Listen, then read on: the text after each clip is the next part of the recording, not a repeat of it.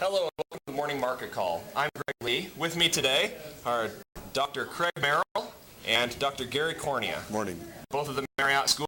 You may recognize these faces. We have the Dean and the Director of the MBA program in attendance. Thanks for joining us. He's the Dean. True. And he's the Director of the MBA program. Yeah. And I'm a second year who's excited to be graduating soon and making some money. And we're excited to get the donations after he leaves. That's right. Perfect.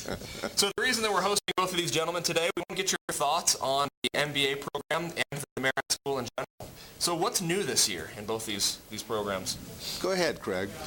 So one of the things that we found over time is it's very important to get our students out in front of companies. And we felt like, especially in that first semester where students are trying to create that first impression, get the internship, that it's been very important to remove conflicts. Okay. So we've changed the first semester schedule, the core schedule, so that starting next fall, all of the students will be done with classes by 2 o'clock on Thursday. Awesome. And it creates the opportunity for every student to get on a plane anytime they need to and be wherever they need to be for Friday, for flyouts, for networking. It's a nice change so that the students don't have to choose between class and placement. So still the same amount of class, just more opportunity now to be traveling and not missing class. We're concentrating the pressure. Monday through Thursday will be tougher. Friday will be more focused on professional activities. Okay. So it may actually feel like a little bit of a break, maybe. Who knows? Yeah. Well, a little bit. And I think it's one of the smartest things that we've done in the building to give students, especially in these difficult times looking for jobs, time to go off and do that without worrying about what classes they're missing. I'm really pleased about what it says about how we feel about students getting jobs and the opportunity for students to go out and get those jobs. That's actually a perfect lead into my second question. What is it that sets BYU students apart from our peers at these other excellent universities? So, it's interesting. We've been going out and talking with our alumni and our recruiters for a number of years, and we asked them, what is it that makes you want to come back and hire BYU MBA students? And, when one of our alumni goes out and bring their company and to help the company hire our students, they're putting their own capital at risk. And they just love it when our students go out and shine and make them look good. And so that's the thing that I think really sets us apart, is our students go out and they represent us so well.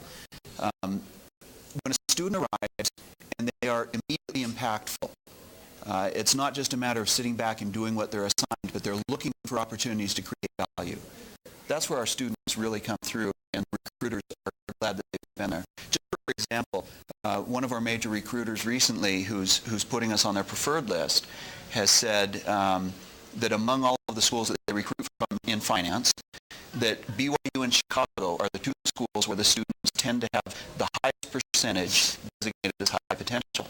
And that's exciting when our students represent us so well. I want to echo that. I hear from so many recruiters, you bring a BYU MBA student in and you bring in somebody who's a self-starter, who jumps in, he or she gets things done without being told. They have the technical skills. We're all proud of the technical skills they're picking up. But I really do think it's a difference maker. It's a difference maker, very important one.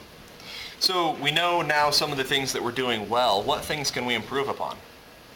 We're not quite at the top of the list yet, but we want to get there. What else can we do? I think one of the things that we always need to work on, I don't care where you are at school, we need to work on our ability to present ourselves in a very appropriate way. Not an overly aggressive way, but we have a great story to tell, and we shouldn't be ashamed of the story, shouldn't be ashamed or reluctant to talk about our skills, our backgrounds, let people know that we come out of a very good program with very good peers we've competed against, and in an appropriate way let people know we are good. We are good. There's more to being good than just being good, and I know that sounds like a silly comment, but the reality is we need to wear it with grace. We can't get good and become full of ourselves. Sure. We need to just go out and let what we can do show our abilities and the ways that we can contribute. This last year's been interesting. It's been a tough year for placement. But because of the quality of our students, we see good outcomes, and I don't want to minimize the difficulty of those who struggle to place through the process. Mm-hmm. But if you look at Business Week's data, we did well better than our ranking relative to other schools in terms of placement.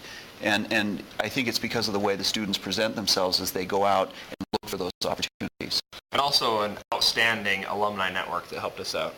Our alumni are fabulous. Last year and again this year, we reached out to the alumni, asked them for leads to help our students find internships, find ultimate placement, and the quality of opportunities that they've presented, and then the ability of our students to close on those opportunities has been very encouraging. I think the quality of the BYU network, the value of it is going up. Great. That's good news for all of us associated with the program.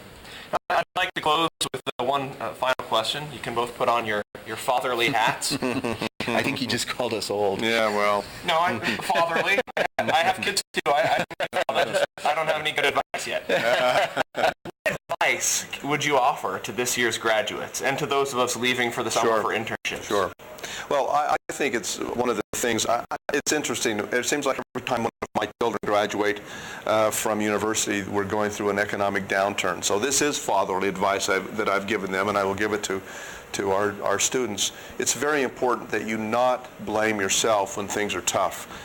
Realize it really is the economy, and an uncertain economy, and not allow yourself to become discouraged and start taking upon some of those challenges in a personal way.